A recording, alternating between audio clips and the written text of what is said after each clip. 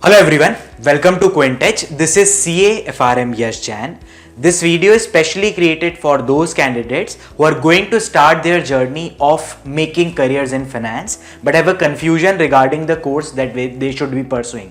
Should they be going for CFA, FRM, CA, MBA Finance or some other course? Especially I'll be comparing FRM with other courses. Therefore I am calling this video as Is FRM Worth Doing? So let us start.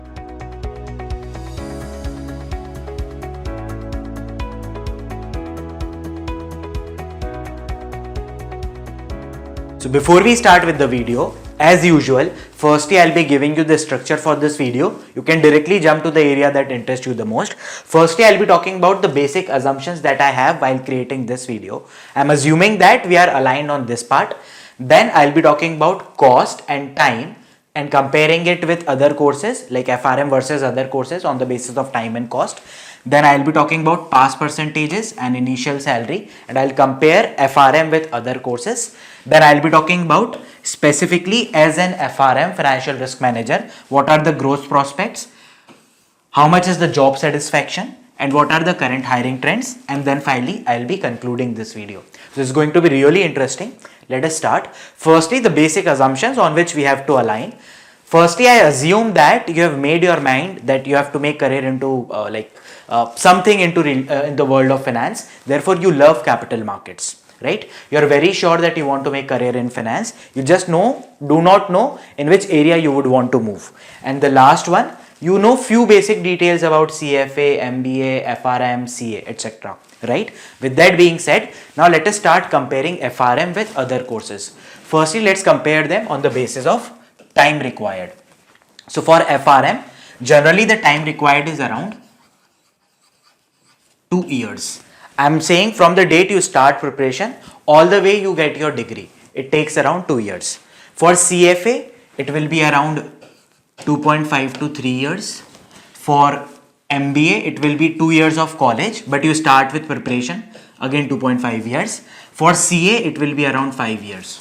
So on this front, FRM is slightly quicker course to do, right? Then fees to be paid, the entire FRM fees is less than 2 lakh rupees, right? So whatever you have to pay to Institute, GARP, Global Association of Risk Professional, it is under 2 lakh rupees for level 1 as well as level 2. If you include coaching fees also, then also it will not exceed 2.5 lakh rupees. But if I compare it with courses like MBA, CA, CFA, so MBA will cost somewhere around 20 lakh rupees, 10, 20, 30 lakh rupees, depending upon the college you are pursuing it. CFA will cost around 3 to 4 lakh rupees. CA will cost around 1.5 lakh rupees, and you also get back money while you are pursuing your articleship. So CA is a cheaper course to do, but it takes lots of time, right? If I compare it with MBA, so MBA very expensive course to do, but could be done on similar amount of time. And CFA slightly higher, like this is less than 2 lakh rupees, this is like around 3-4 lakh rupees including coaching and all. So this is also slightly higher side than FRM, though the difference is not that much when I compare CFA versus FRM, time wise also as well as fees wise also. But if I want to pick an absolute winner, here it will be FRM, right? Now let's move ahead and let's talk about pass percentage, right? So pass percentage for FRM part 1 as well as part 2 is typically around 50%, right? For part 2 it will be higher than 50%, for part 1 it will be around 45-50%. So broadly for both the level it is around 50%. If I see and compare it with chartered accountancy, the pass rate are really low. So pass rate for like entrance exam, then inter exam, then final exam is around 15 to 20%. For CAT, getting into like good MBA college, you have to crack CAT exam. For CAT, you have to score around 99 percentile to get into the best of the colleges. For CFA, the pass rate is around 40%. So here also FRM is like easier to do when I compare it with CFA or MBA entrance exam. Initial salary, I have made a specific video in which I tell you in detail about the industry and the salary that is offered in that industry initially when you complete your FRM part 1 as well as FRM part 2. But broadly I can say on median level, when you start your career after completing FRM part 2, your salary will be around 8-9 lakh rupees. right? On the higher side, it could be around 15-20 lakh rupees also. On lower side, it could be around 5-6 lakh rupees also. But median level for an average candidate, it is generally seen around 8-9 lakh rupees. If I compare it with CA after devoting 5 years doing articleship, again they start with salary of 8-9 lakh rupees. If I compare it with CFA, again they also start around 9 lakh rupees. But if I compare it with MBA from tier 1 college, their salary is exorbitantly high. So MBA from tier 1 college will start around 15-20 lakh rupees, and on higher side it could be around 30-35 lakh rupees also, depending upon how good he was with his academics and other extracurricular activities. So like MBA here is a clear win, but your return on investment, you have to invest a lot also for MBA, around 25 lakh rupees, and then you make this money. But when I compare ROI, like you just invest 2 lakh rupees and you are able to make 8-9 lakh rupees per annum after completing FRM. So here also FRM wins, right? So FRM is clear winner over here, FRM is a winner over here, FRM is winner over here, FRM is a winner over here. So on all the bases we have compared FRM, it has done really well. But what about after landing the job, how your career is going to be? Landing a job is just one phase, right? But how your career is going to grow after that? How will be the job satisfaction level? What are the current trends in the industry? Let's talk about them. Instead of me collecting a data from maybe 20, 30, 40 people, compiling it and coming up with the numbers, what I've done is I've used a very recent report from GAR, that is Global Association of Risk Professional. This is a survey done by GAR called as Risk Career Survey 2021. It is done across 2100 respondents from 101 countries. So it's a very global survey, right? Not focused on Indian markets only. So 2100 respondents from 101 countries. Out of that, 69% of the respondents expects their career opportunities over next 18 months will increase, and 1/3 said their opportunities will increase significantly. Right? So the people who are working in this industry, almost 70% of them, when this report was released, that is back in 2021, just 1 year before like this creating this video, they feel that their opportunities are going to increase in 1.5 years, and 1/3 feel that it is going to significantly increase. So this shows you there is a very good growth in the career opportunity. Then what about hiring trend? It is extract from the similar report. More than half of the respondents expect their organization's risk management department function will increase staffing there during 2021. So more than 50% of the respondents says that their department is going, risk management department is going to have more and more staff. So more hiring is done over here.